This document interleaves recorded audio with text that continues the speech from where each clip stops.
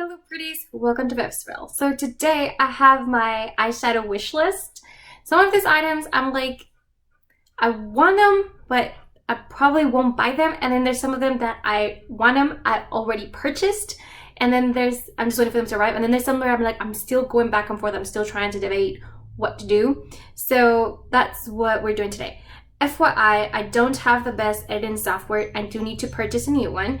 If you have any ideas of what's a good affordable one that is easy to use for editing videos, please let me know. I am in the search for one.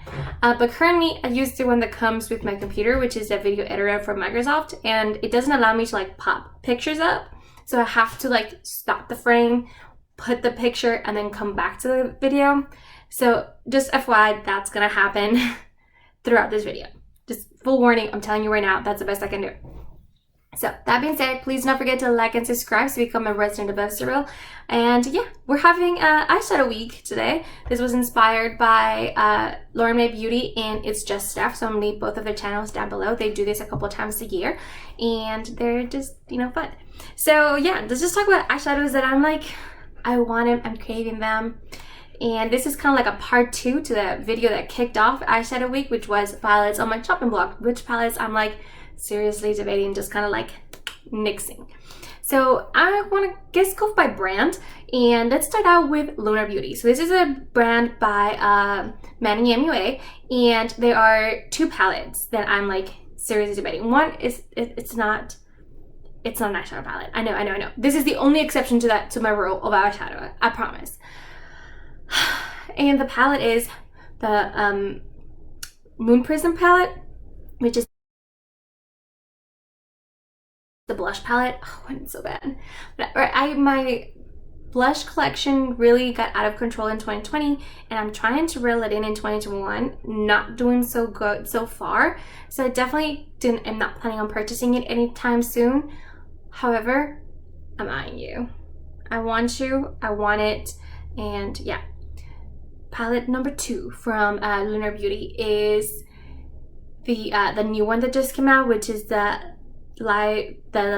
it's like the new Life's a Drag palette. I don't remember what it's called, but essentially they added an extra row. So instead of being 14 shadows, it's now 21 shadows, and essentially it's like half neutral, half colorful. Now this came out before the Pure Extra Beauty Christie palette, and so this is why I'm probably not gonna buy it, but I'm debating it. It looks really good, but it's essentially similar to this with different tones. So that's the wrong one. And it's this one. So I'm just like, I probably shouldn't get it since I already have something so similar to it, but I kind of want it. I really want it. It's in my wish list. Will it ever make it on my wish list? Who knows? I have one palette from Ofra Cosmetics, and it's the Ofra X Samantha March palette. The Life is a Draft. Very close name to the last one. But this is it. I love Samantha. I want to support Samantha. I want to get that palette once my Nova is over.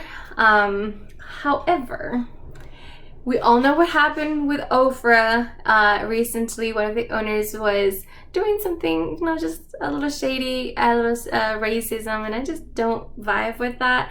Ofra is not really a brand that I've ever like been attracted to.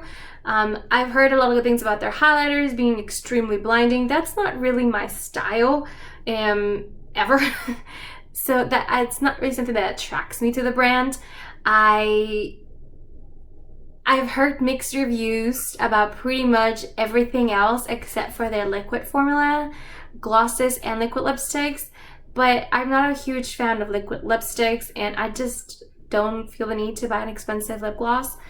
So I'm like, you know, I'm not too sure, but I really want that palette because it has a little bit of the eyeshadows, has a little bit of the cheek products, some repeats from the last one, and then the lip gloss trio. I kind of want all of them because I love Samantha and I really wanted to support the last one, and I just didn't, I couldn't, and I want to support this one because I think this is more my style. However, I'm just conflicted. Like I don't know. It's like I love Samantha. I've never really been a huge supporter of Ofra. I don't know how I feel right now because now I definitely don't want to support them, but I still want that palette. Does that make me a bad person? Because I'm like seriously debating. And Samantha wouldn't have known this. This is like Samantha, this is not her fault. I don't think anyone would have, sorry, I'm gonna step back a little bit. I don't think anyone could have expected, you know, what that happened. Ofra, I always felt like was a brand that influencers really loved because they always felt like well taken care of by them. And I've heard this from a lot of different influencers, smaller and bigger channels. They always felt like very empowered by the brand. So this really took me by surprise. I was like, oh wow, I was not expecting that. So I don't know, I'm going back and forth because it's not Samantha's fault. I still love Samantha, obviously, and I want to support her. I want to get the palette and the lip gloss yes, but I'm just like, I don't know, like my morals are like stopping me. So tell me down below, am I a bad person if I buy it? Am I a bad person if I buy it? So just put that there. All right, let's see. Let's talk about Sigma Beauty.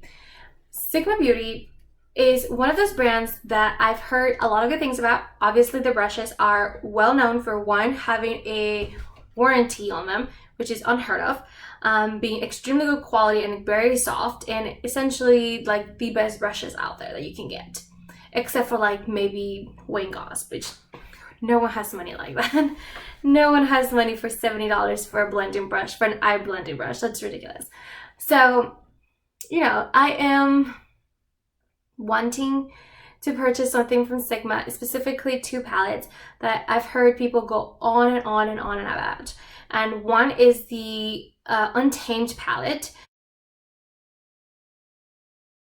which is, I know Jen Loves Reviews did a collab with them where she did like her own bundle of like brushes, and it comes with that palette as well. So I'm like, I kind of want to buy it to want to support Jen, and also because I really want that palette. It has like those grungy tones, which I love. It has those yellows, those greens. It's not that I don't have those shadows, I just want it. And I've heard that their palette has improved significantly. So I'm kind of debating like, should I get it? Should I not? Should I get it? Should I not? I'm like going back and forth, not sure what to do. So there's that. And then the other palette, the one that I'm like almost confident that I really want to get, the Untamed, I'm like still debating, like maybe not. But this one, the Enchanted, I want it. I want it so bad. When it first came out, I'm like, it's not really my vibe. There's only a couple of shades that I really, you know, vibe with or that I really care for. But now my preferences have changed a little bit. I've been into softer mauves and pastels a little bit more. I like that it still can get a little grungy if you wanted to. And those duochromes in there are really calling my name. And I've just heard a lot of good things about the palette. And again, about Sigma's formula apparently has improved significantly to the point where it's like, you should probably try it. So I really want to get the Sigma palette. I'm pretty confident I'm gonna end up getting it. I'm just not sure when I'm gonna get it. If the lighting just changed in the video, sorry, but I don't know what's happening outside. I'm using natural lighting and, you know, the clouds, the sun. It happens. All right. So those were my two palettes from Sigma. I'm gonna talk about ColourPop for a minute. One of them, it's in my wish list. I know there's no way in hell I can get. And then the other two are technically single shadows, but I want them, so I'm gonna still talk about them. Why not? So I want to talk about the ColourPop Through My Eyes palette, which was a collab with I Love Sarai. This palette no longer exists. This is discontinued, but I want it. I want it so bad, and I should have gotten it when the last restock they did for it, and I didn't. And that's all me. I should have gotten it. The color story is everything I would live for. So I'm very disappointed in myself that I didn't get it. But alas, here we are. Alright, and then the next one is, I have a couple of single shadows. I have two Super Shock shadows. One is the Super Shock shadow in Dream Lover, and the other one is in Waddles, which they both to be kind of like duochromes, which I enjoy, and I really like this Super Shock shadow formula. I think they're foiled and soft without being overly like gritty, and they stick really well to the eyelid because of that putty formula. And I think that that kind of formula in a duochrome would be fabulous because I think it would be more reflective than most, and I think it should pop at you just a little more, which I'm really looking forward to. I really, really want that palette. I mean, those eyeshadows. And the other one's another duochrome, but it's a single shadow, and it's in the shade Tea Garden. Which I've been checking their website periodically just to see if they have all of the shadows in stock, and they don't. Because I feel like if I saw all three of them in stock all at once, I will buy all three of them in stock all at once. But I haven't seen that. I've seen maybe one off here and there. It also seems like Tea Garden might be getting discontinued. I hope not, but I do want it. So there's those 3 shades from ColourPop and the discontinued palette that I will never be able to get. But that's okay. That's okay. That's okay. It's fine. I mean, I missed my chance. It's okay. It's not like I don't have those colors, but it, you know, it is what it is. All right. Let's talk about Natasha Denona. I have 3 palettes in my wish list from Natasha Denona. I probably will not buy 2 of them. I'm like seriously debating one, like seriously debating it. So the 3 of them is the Natasha Denona Glam. I've mentioned this before, cool tones don't always look very well on me because of my skin tone. I am obviously very like olive kind of warm, kind of neutral, and those cooler tones sometimes look very muddy, and they almost always look like patchy gray. I can never get it to be just regular gray. It has to be patchy gray. I have found better ways to work with cool tones now than when I used like before, and the best way that I could find is to put a transition shade that is either neutral or warm tone, and then the cool tones kind of blend better into them and hence look better against my skin tone. So I have found ways to make it work, which is why I want to give it a try. Also, I've heard this multiple times. I feel like Natasha Denona is kind of, without being like for certain, and obviously this is all based on biases, it's like everyone kind of knows Natasha has the best formula in the game. We all kind of know it. She's the queen.